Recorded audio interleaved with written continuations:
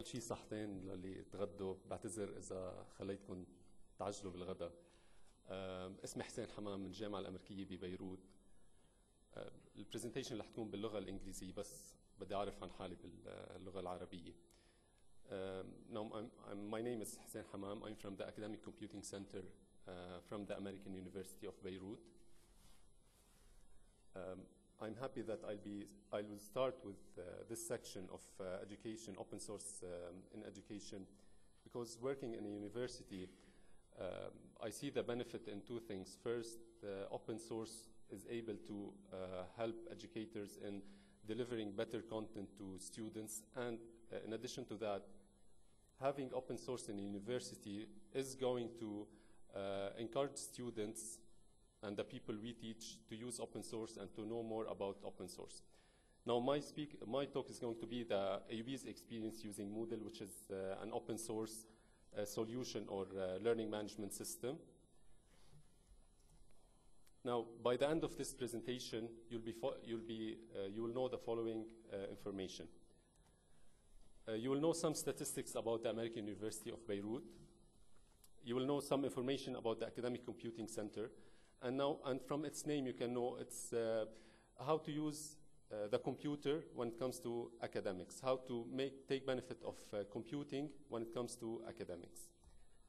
You will know about e-learning and how we looked at e-learning at the beginning, and then step by step how our definition or how our use of e-learning changed or actually evolved.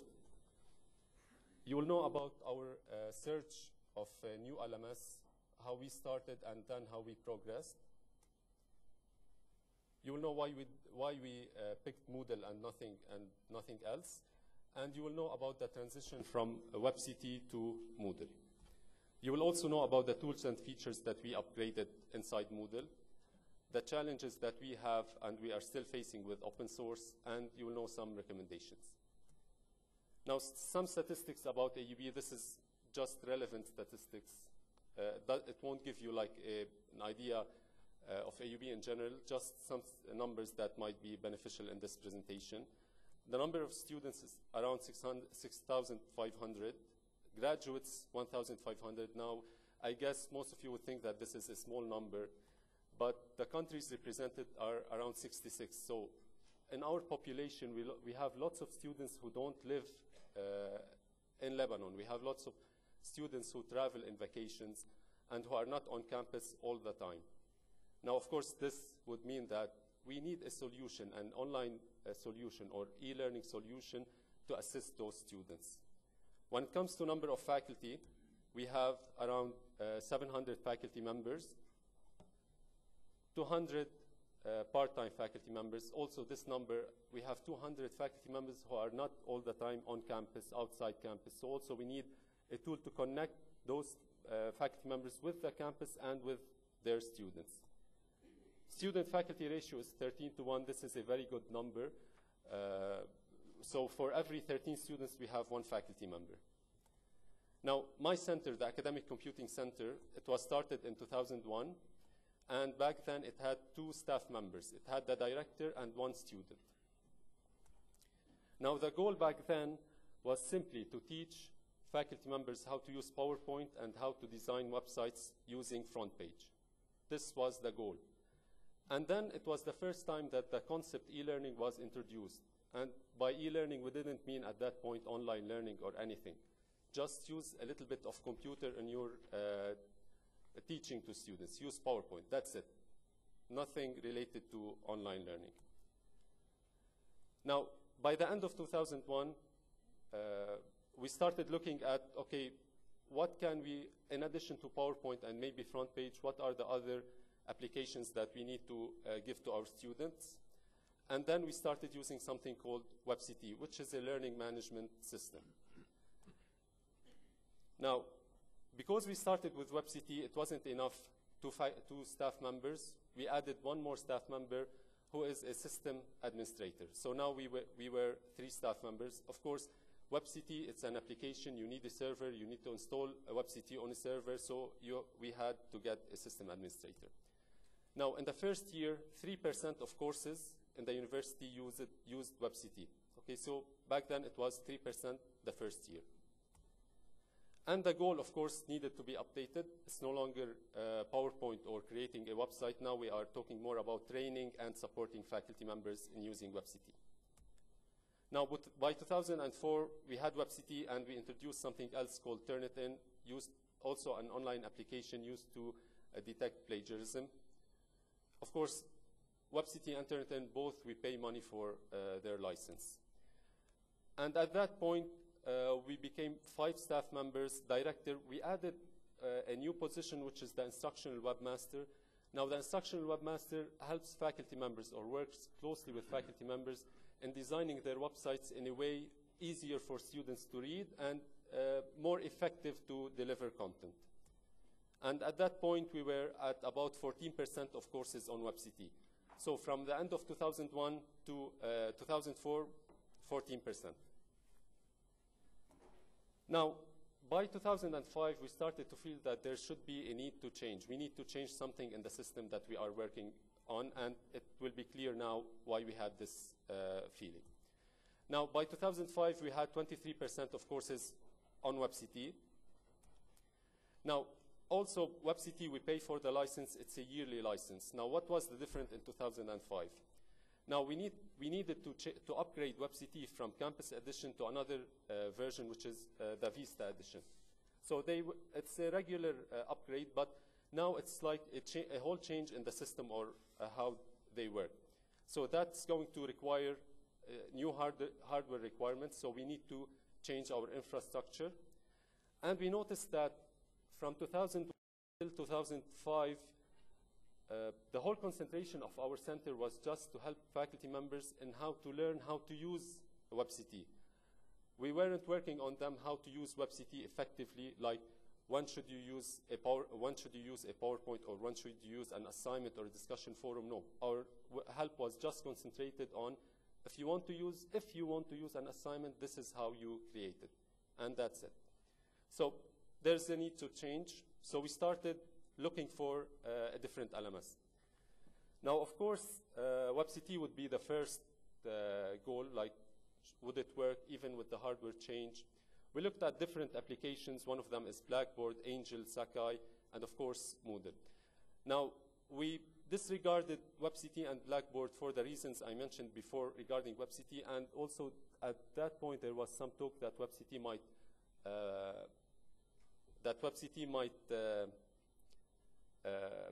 integrate with Blackboard, so we simply disregarded this option. We had Sakai and Moodle. Both of them are open source. After lots of research, we decided on Moodle. And this wasn't only just research on our levels. We asked other universities, and some representative from Angel also visited the UB campus to give a presentation about the solution. So why did we pick Moodle? And at that point, it was 1.5x something. For the following reasons. First of all, it was free at that point. So at that point, we thought that we're not going to pay any money. We don't need to upgrade hardware, so it would work. Now, of course, later on, and from what you've heard before, this is not 100% correct. Moodle is free as an application, but the whole open source is not free. Second, it's because it's open source, it's more users-friendly, and this, of course, we didn't know, but we checked with other faculty members in other universities, and they agreed on that point. In addition to that, there's an active Moodle community. If we had any concerns or any questions, they were more than happy to answer us. And of course, it was secure, and it has security. And also, by practice, we noticed that because it's open source, it's more secure than the other learning management systems. And also, this was talked about in other presentations. Now, so as I said, we had a running system of WebCT, and we wanted to migrate to Moodle. How did this happen? Now, in 2006, we started with the migration. Now, transition wasn't, of course, immediate, not like between day and night. It didn't happen this way. We had 2 platforms running for 2 semesters. So at the same time we had WebCT, we started talking to faculty members and encouraging them to use Moodle. So WebCT and Moodle were being taught. So you might find a faculty member having courses on WebCT, another on Moodle, one with both cases. Now, we never imposed that change on any faculty member. We never told a faculty member you have to use Moodle. So nothing was imposed, and because of that, we were praised by the administration. We didn't get any complaint regarding Moodle because we had this transition over a period of time. And of course, we gave support and training to all faculty members. Now, of course, for the courses that were already on WebCT, we did a manual recreation. Our center did the manual recreation, and also this was encouraging for faculty members. They didn't have to create their courses again. Now, at that point also, the Academic Computing Center had to grow a little bit more. We had to get 2 system admins and 1 multimedia specialist.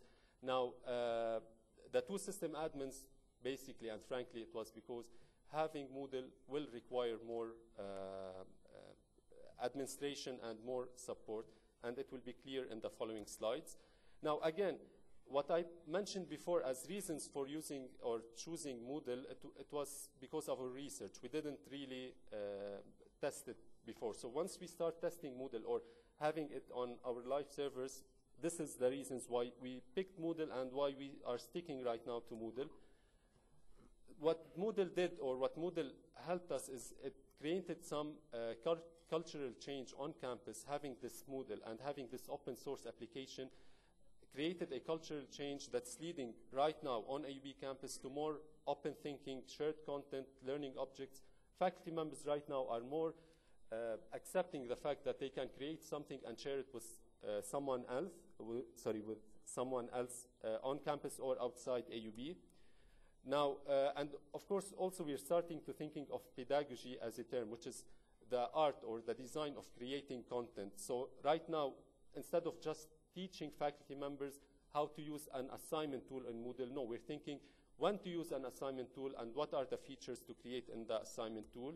So we're thinking more of effective learning, blended learning, online learning, and also we're starting to host international conferences on AUB, inviting educators from all around the world to talk about their experience using Moodle or any other learning management system. Now, also, why did we pick Moodle? Discussion forums, the tools that it contains, tools like quizzes. Now, quizzes is one of the most important or crucial element in education or in the coursework. We're trusting Moodle security-wise to do this work for us, and we have hundreds of students and courses which do their midterms and finals on Moodle. It's customizable, so if you want to update anything in Moodle, it's very simple. We have the team to do that. We don't need to go back to the company to ask them, please do this change for us, so we can do it in-house. Integration with Turnitin, so Moodle was able to give us this option to be able to integrate with other applications that we are using on campus. And of course, authentication with Active Directory, so this goes under the issue of being able to integrate with other applications. And of course, this is very important. Moodle was created by an educator. Now, the person you see in this slide is called, his name is Martin de Guillaumes. He's the developer or creator of Moodle. Now, it's true that he's a computer scientist and a developer, but he's a teacher. And the idea or why he created Moodle is not because he wanted to get an application which is free and he won't pay money for it. No, he was looking for an application that's more effective and would help more in teaching. So the background is this: having a better application, not having a free application. So this is another reason we are still with Moodle, and we encourage departments or universities to use Moodle.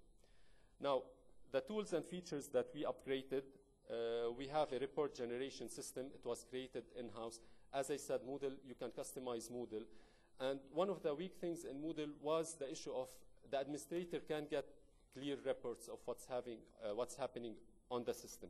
So we developed an in-house report generation system. It's the layout. Also, we updated the layout to customize the rules and regulations that AUB has for websites in AUB. We have integrated different tools and activities like NanoGong, which is an audio recording, integration with Turnitin, as I mentioned before, the questionnaire tool, image slideshow, new question types, and podcasts. So the point here we have full control over the application. Okay, we can update anything that we see fit for our community. Right now we're thinking, or we're considering migration to Moodle 2.0, which is the newest upgrade or release of Moodle. Now, currently we are in the testing phase. Now, of course, Moodle from the company, it was released and it's final, but we have to do some testing in-house because this is one of the problems with open source. It might work with a certain university, but in your university it might not work. So you need to do lots of testing to make sure it works with the hardware infrastructure that you have. We're waiting for Moodle 2.1.x. 2.0 usually might contain some bugs, so it's recommended to always wait for the 2.1, for example. And Moodle 2.0 is going to be integrated with Web 2.0, so this is another advantage for the system. Now, the challenges that we face, obviously from the sequence that I gave, you need more staff for development and support. Glitches and bugs, which is also really common in open source, primarily because the code is available. So even catching glitches is easier when you're using, when you have an open source.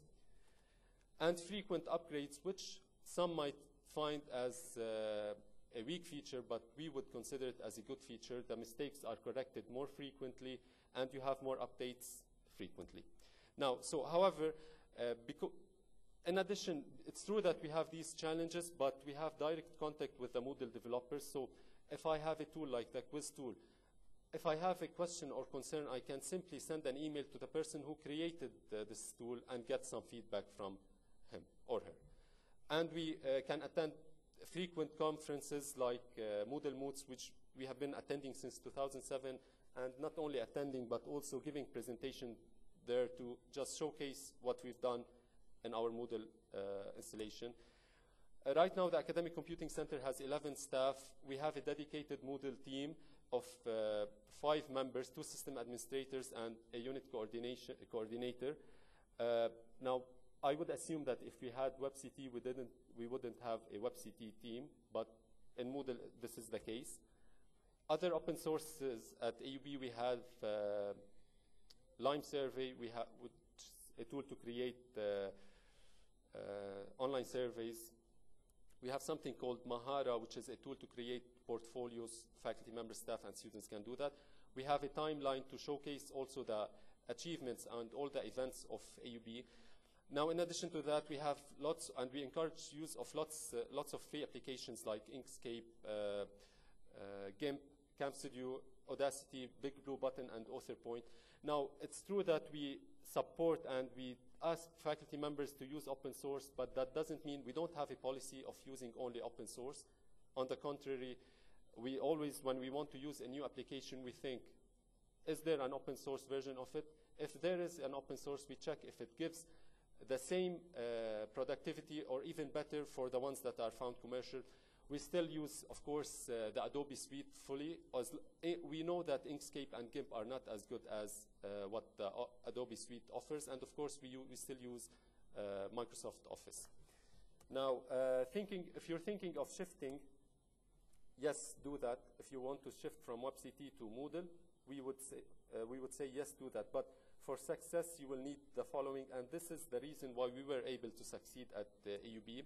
You need a cultural change on campus, a better 2 minutes. Yeah, a better understanding of open source. This is what you need. Better understanding of open source. You need to know that open source doesn't mean insecure, and you need to know that open source doesn't mean that it is free. Now, and I hope that this was proven through my presentation. Now, also thinking of shifting, you will need system admins. Okay, for Moodle, you need a system admin who's proficient in Windows or Linux. When we started Moodle, we started with a Windows platform, and then we migrated to Linux. But of course, our clients or our students and faculty didn't notice this change. And he or she needs to know PHP and MySQL database. Transition can be immediate, and this is the case for any kind of transition from open source to Moodle, from a standing program to another open source program. use parallel systems for a while, never impose change on anyone, stay in touch with the Moodle.org community, and because you need this support for any kind of success that you are hoping from. And as a team, the ACC team that I mentioned before, we're ready to help you at any time with any questions. And in fact, we've started a project working with different Arab universities. One university we started recently is a university in Tabuk. Now, at this moment, we have 74% of AUB courses on Moodle. Now, we think that we've reached the limit. We can't go more than that, not because for any reason, but because if you look at other universities worldwide, there's a limit for courses which use a learning management system, and we think we've reached that. The 74% is for 2010. This year, it's going to be around 76%. Current version is 1.9, and right now, our goals, or what we work on, improved to include helping faculty members in creating web-enhanced, blended, and online courses. Thank you. These are the websites of my university department and Moodle. And as I said, my center is ready to help any university in trying to migrate or even to get more information about Moodle, whether to use it or not. And thank you. شكرا جزيلا للأستاذ حسين.